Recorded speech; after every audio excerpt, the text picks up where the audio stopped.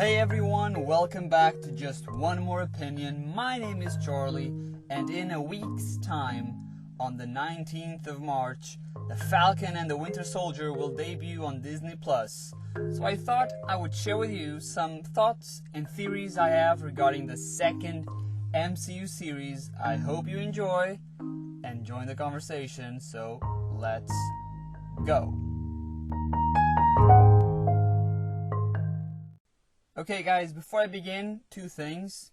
First, I'm not recording this episode on my ideal recording space, so the audio might be a bit less good in terms of quality, but hopefully you can still hear me just fine. And secondly, I would like to tell you that although I won't share any spoilers regarding the first MCU series WandaVision that ended last week, I might predict some of the things that happen in Falcon and the Winter Soldier. So beware of potential spoilers for that show if I get anything right. I'll also mention some things that are known from trailers and general marketing for the Falcon and the Winter Soldier. So if you haven't seen any trailers or other info, then maybe, you've been warned, I guess. Well, if you're listening to this, then maybe you won't mind my theorizing and predicting and whatnot, so you have probably been aware of what was shown in the trailers and other stuff. Well, you know what? I'm just going to start, actually. First off, what do we know about Falcon and the Winter Soldier?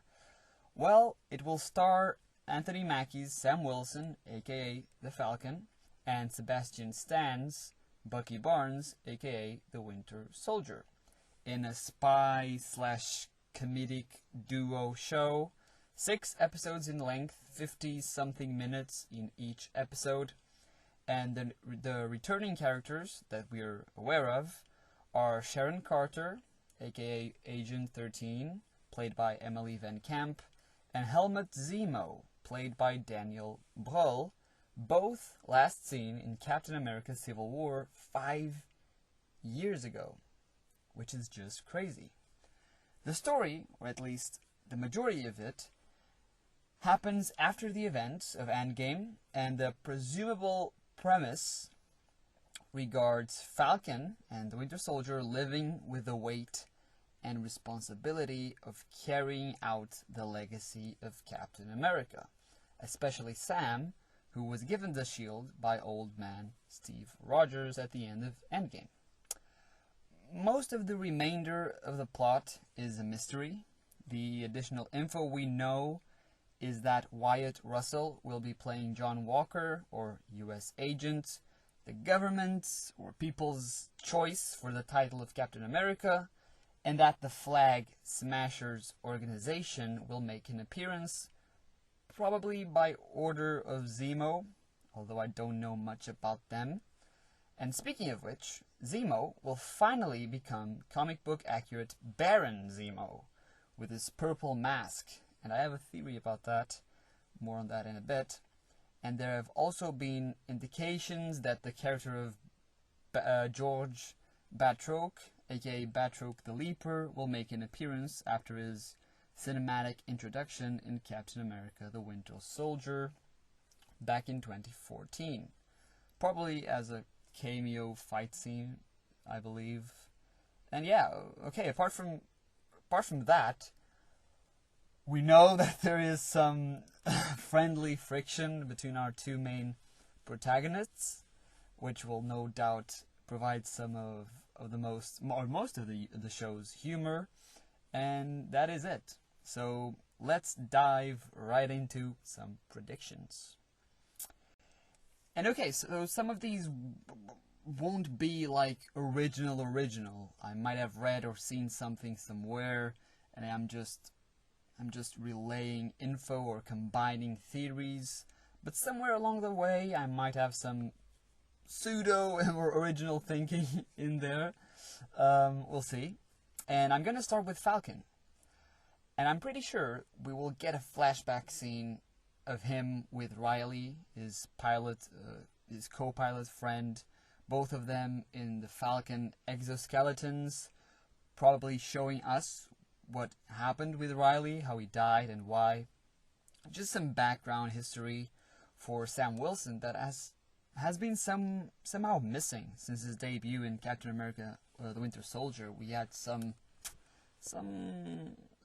indications of what his life was like before that movie, but nothing in concrete. So I'm pretty sure we will explore more of who he is or who he was. And that would be just really nice to have a great explanation, I would say, an explanation for his delayed decision to get back into the Falcon persona, and maybe why he is reluctant now to become Captain America. However, I don't think the issue will lie within Falcon alone, as it has been teased that, okay, yeah, maybe he is feeling or not feeling ready to take up the mantle. Maybe he's feeling like he doesn't deserve it, like it's not his place. But the people, the world, might also don't want him to become Captain America. Him or Bucky. For Bucky, it might be obvious. He is a public criminal, of course, manipulated by Hydra, and I'll get to that in a second. So people might not want him to pay to play Captain America, to be the next Captain America, and they might want him to pay for his crimes. Not to mention just to stay away from being a hero. But with Falcon, well, that's where things can get interesting and culturally important. The idea that America doesn't want a black man to be Captain America can perhaps be a powerful plot point for the show, and sadly quite relevant nowadays with what started happening last year, but more importantly what has been happening for many decades in America. I don't mind getting political, and I certainly do not mind if Marvel gets political. I think it should. They have been like the platform. They have the platform not only to entertain us, but to educate on and elevate these issues. Marvel has always been vocal in the comics about injustice. For example, the X-Men, the mutants, were a projection of the people that were looked as others in the real world, people targeted for being different, other than unique. And mutation was just this great metaphor for individuality. That's why I'm really excited to see what the X-Men movie, and before that the Eternals movie, will be about. But coming back to Falcon and the Winter Soldier, even if the reality of racism is just mentioned or used as a subtext, because maybe putting it in the front line might, I don't know, upset some people, Marvel would have at least done something, said something, taken a stand, taken the right stand. And I hope they do. I hope there's more to it. I bet there is, and I'm sure they know what they're doing with the writing and such. And just putting this issue right up there, making it one of the plot points for the show. I think it's really important.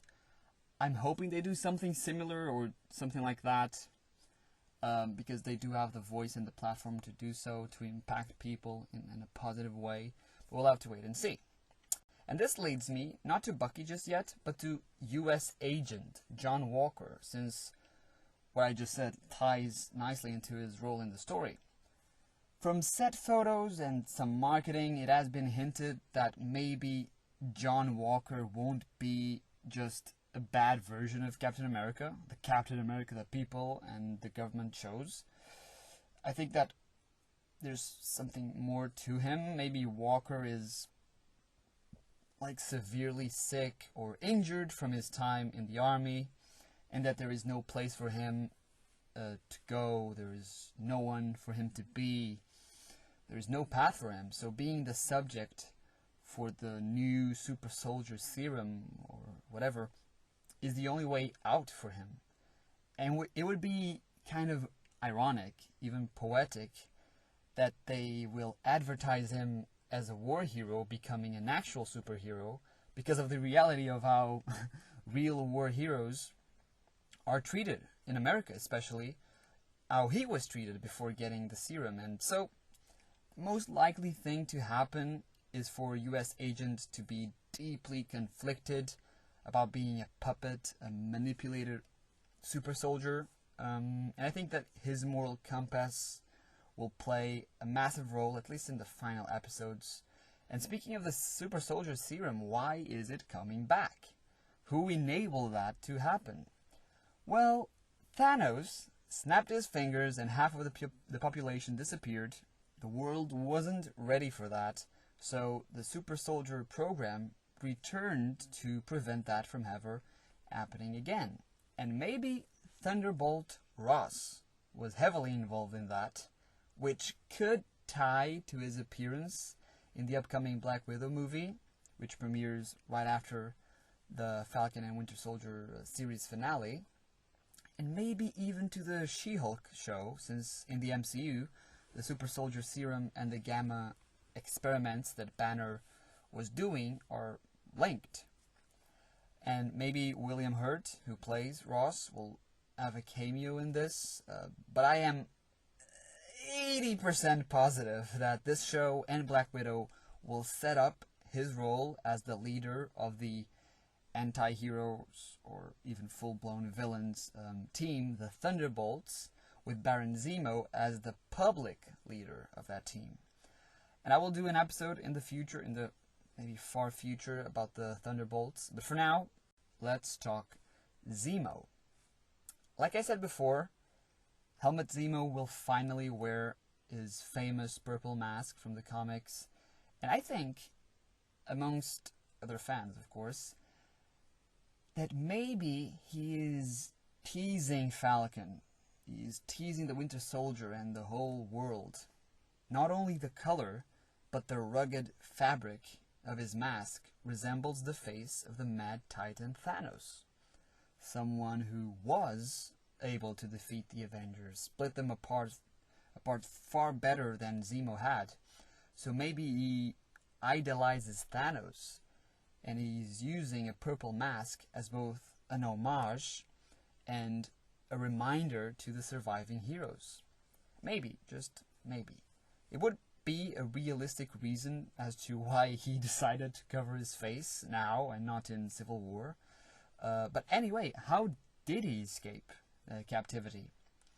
Maybe the snap caused a disruption in the raft, or whatever he was imprisoned in, and he was able to escape. Or maybe Thunderbolt Ross himself decided to release him for his immoral plan. Whatever the case is, I'm sure that there is a good reason as to why he is free, and it won't be a simple breakout plan from Zemo, I'm sure. And the other thing that may be influencing Zemo to continue with his plan of eradicating heroes could be the memory of Civil War. How he killed the hibernating remaining Winter Soldiers instead of using them, and perhaps he now regrets that decision. Perhaps now he wants some super soldiers, some super individuals in the palm of his hand, someone to control, someone like US Agent, which would further connect him to Thunderbolt Ross if, and only if, he does indeed have a role in Walker being the choice for becoming the new Captain America. And maybe the organization known as the Flag Smashers end up being a publicity stunt, trying to make Walker the hero and Wilson and Bucky just outlaws, unfit to protect the world and its people, unfit to be the next Captain America. And as a spy show, there must be lots of twists and turns, and that's just one that I'm attempting to foresee, hopefully successfully, or hopefully not successfully, as I do not wish to predict every major plot point, because if I do, that would suck.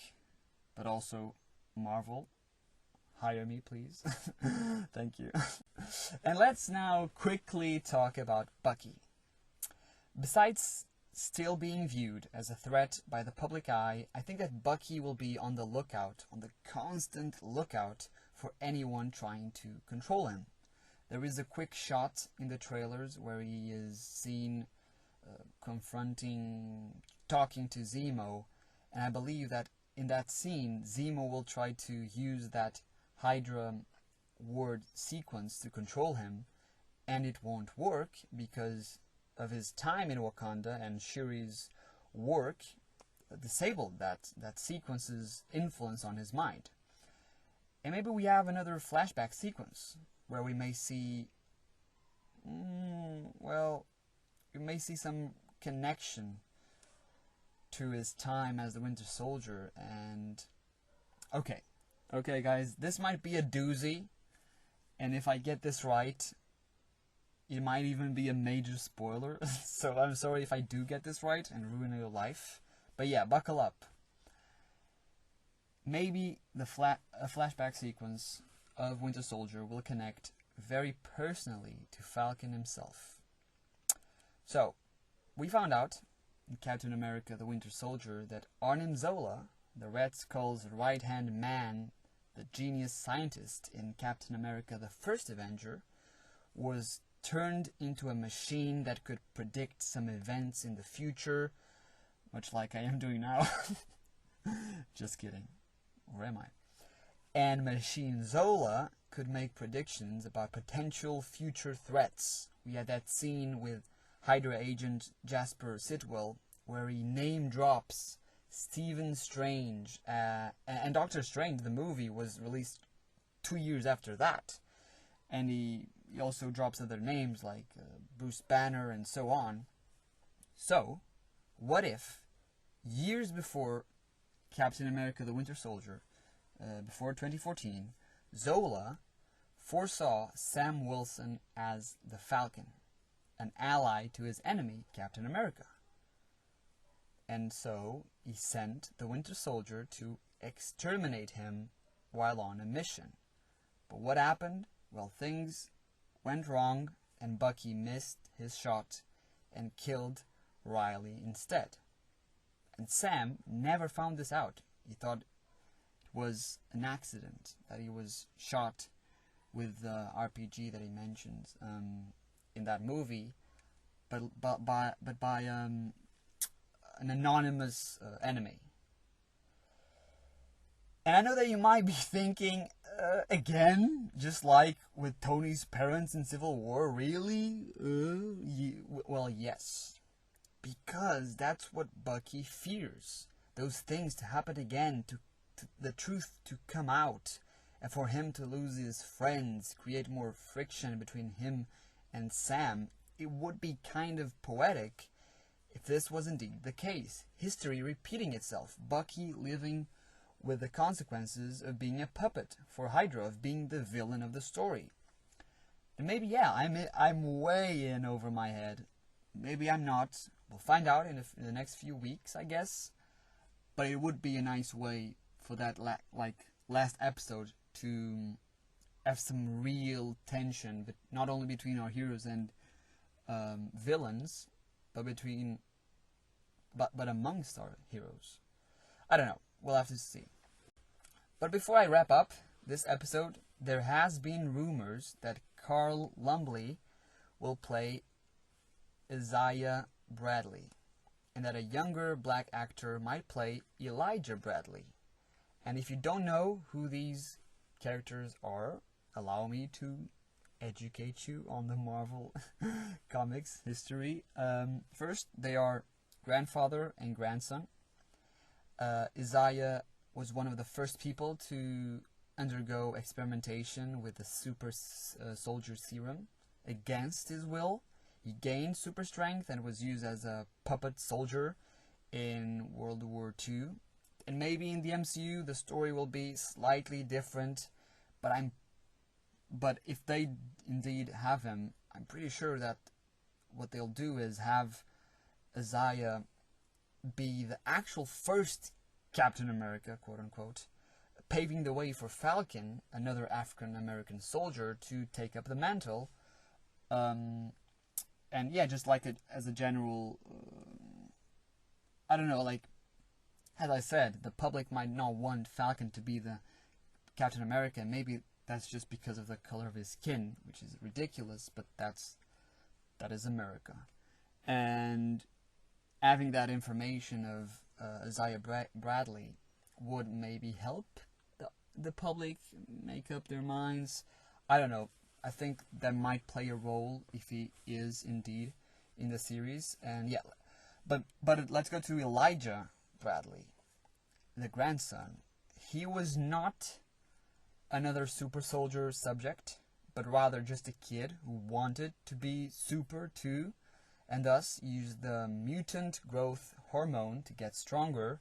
And in the comics, he is now Patriot, one of the Young Avengers. Some things here might be different for the MCU, like it's not going to be the mutant growth hormone. He might actually just be another super soldier serum or something like that. But I do believe that Falcon and the Winter Soldier will also set up the Patriots' debut and future membership of the Young Avengers roster. And okay, guys, some final thoughts.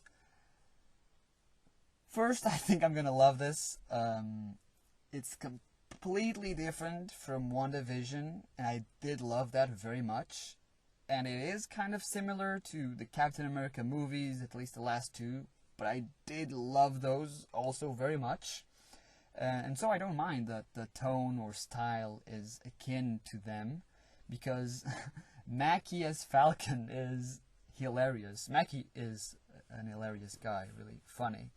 And his interactions with Stan's Bucky are just gold. I loved those in Civil War. I think those were so funny.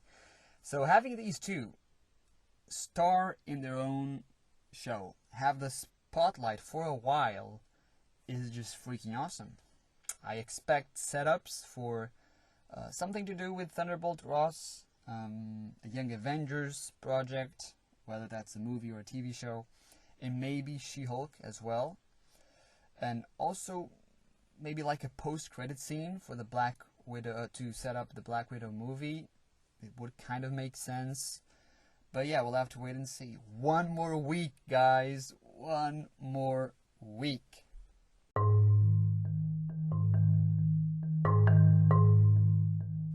And that is it for today, my friends. I hope you enjoyed this episode.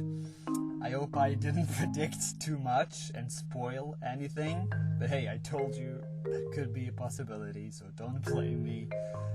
Anyway, I hope you are all doing alright. This has been just one more opinion. I have been Charlie, and you have been awesome. Take care and goodbye.